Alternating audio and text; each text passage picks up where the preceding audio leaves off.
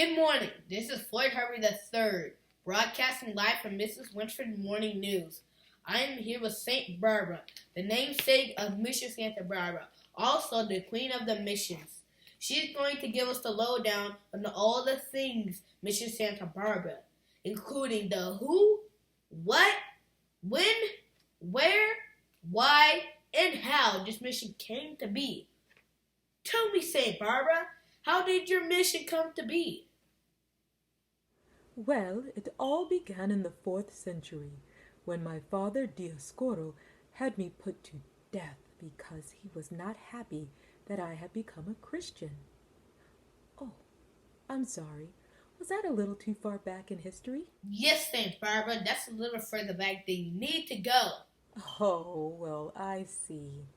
Well, the history of the mission Santa Barbara begins in 1786 when Padre Fermin Lasue and the missionaries Antonio Paterna and Cristobal Oremas helped found this mission about 100 miles north of what is now Los Angeles, California.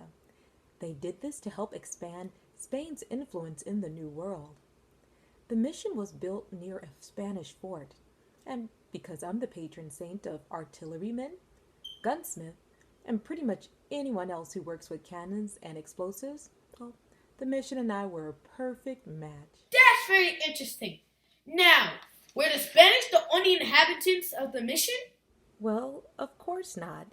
The mission also became home to the Chumash Native Americans, who later became Catholics.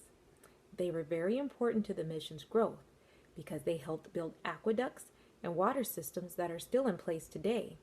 They also helped raise thousands of head of cattle and sheep. They grew fruit trees and vegetables and performed many other difficult duties to help the mission grow. As I mentioned earlier in this broadcast, your mission is also known as the Queen of the Missions. Why is that?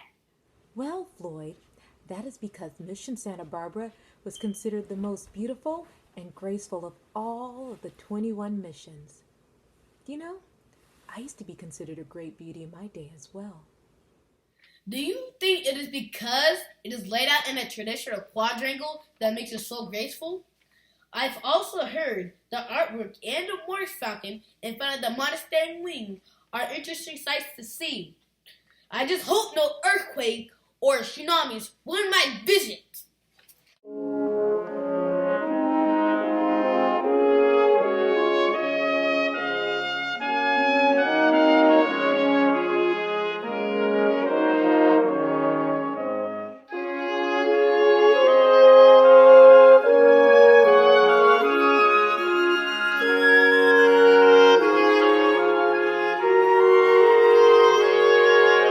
Thank you, St. Barbara, for all your time today. Well, that's all for today, students. See you next time on Mrs. Winfred Morning News.